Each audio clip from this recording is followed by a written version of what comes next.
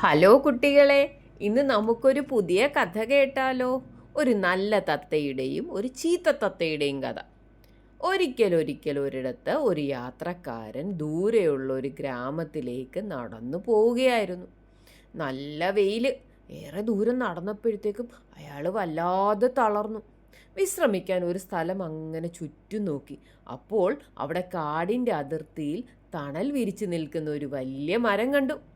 ആ തണലിലിരുന്ന് വിശ്രമിക്കാമെന്ന് വിചാരിച്ചുകൊണ്ട് അയാൾ പതുക്കെ അങ്ങോട്ട് നടന്നു. അവിടെ പോയിരുന്നു.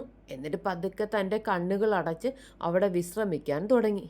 പെട്ടെന്നാണ് മുകളിൽ നിന്നൊരു ശബ്ദം കേട്ടത്. അതാ, പിടിക്കൂ അവനെ, ആരും അവനെ വിടരുത്, കൊല്ലവനെ. അയാൾ ഞെട്ടിപ്പോയി. ഞെട്ടി എഴുന്നേറ്റു. എന്നിട്ട് ചുറ്റും നോക്കി. അവിടെ എങ്ങും ആരെയും കണ്ടില്ല. അപ്പോഴാണ് മരക്കൊമ്പിലിരിക്കുന്ന പച്ച നിറമുള്ളൊരു തത്തയെ അദ്ദേഹം കണ്ടത്. ആ തത്ത വീണ്ടും വീണ്ടും അലറിക്കൊണ്ടിരുന്നു. എന്നെ കബളിപ്പിക്കാൻ നോക്കണ്ട, ഞാൻ നിന്നെ പിടിക്കും, നിന്നെ ഞാൻ കൊല്ലും. തത്തയുടെ വായിൽ നിന്ന് ഇത്തരം മോശം വാക്കുകൾ കേട്ടപ്പോൾ ആ യാത്രക്കാരന് സങ്കടം തോന്നി. ഈ തത്ത എന്താണ് ഇത്ര മോശമായി സംസാരിക്കുന്നത് എന്ന് അദ്ദേഹം അത്ഭുതപ്പെട്ടു.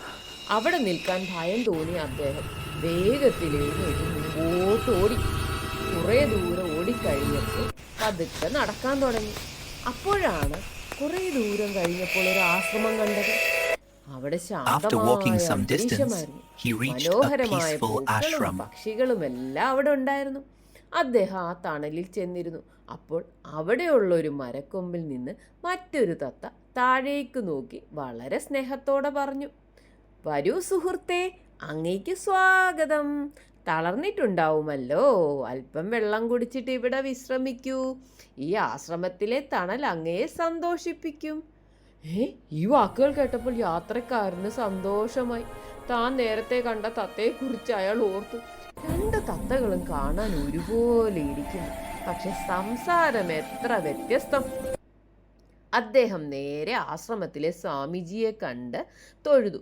എന്നിട്ട് തൻ്റെ സംശയം ചോദിച്ചു, എന്താണ് സ്വാമിജി, ഈ രണ്ട് തത്തകളും രണ്ട് രീതിയിൽ സംസാരിക്കുന്നത്? സ്വാമിജി പുഞ്ചിരിച്ചുകൊണ്ട് പറഞ്ഞു, ഒരിടത്ത് ഒരു അമ്മത്തത്ത ഉണ്ടായിരുന്നു. അതിന് രണ്ട് തത്തക്കുട്ടികളുണ്ടായിരുന്നു. അതിലൊരെണ്ണത്തിന് ഒരു വേടൻ വല വെച്ച് പിടിച്ചു. അതിലൊരെണ്ണം വേടന്റെ വലയിൽ പെട്ടു. പക്ഷെ മറ്റേ തത്ത മുറിവുകളോടുകൂടി രക്ഷപ്പെട്ടു. വേടൻ പിടിച്ച തത്തയെ ആ വേടൻ തന്നെയാണ് വളർത്തിക്കൊണ്ടിരുന്നത്. അതിനാൽ വേടന്റെ ഭാഷയും രീതിയുമാണ് ആ തത്തയ്ക്കുണ്ടായിരുന്നത്. എന്നാൽ രണ്ടാമത്തെ തത്തക്കുഞ്ഞ് എൻ്റെ ആശ്രമത്തിലെത്തി ഇവിടുത്തെ കുട്ടികൾ സംസാരിക്കുന്ന ഭാഷ കേട്ട് പഠിച്ചു. യാത്രിക, നിങ്ങൾക്ക് മനസ്സിലായോ? ആദ്യം കണ്ട തത്ത വളർന്നത് കുറെ മോശം മനുഷ്യരുടെ ഇടയിലാണ്.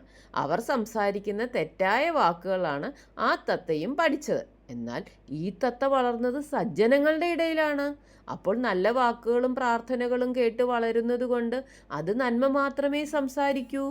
നമ്മൾ ആരുടെ കൂടെ വസിക്കുന്നുവോ അവരെ പോലെ നമ്മളും പെരുമാറും.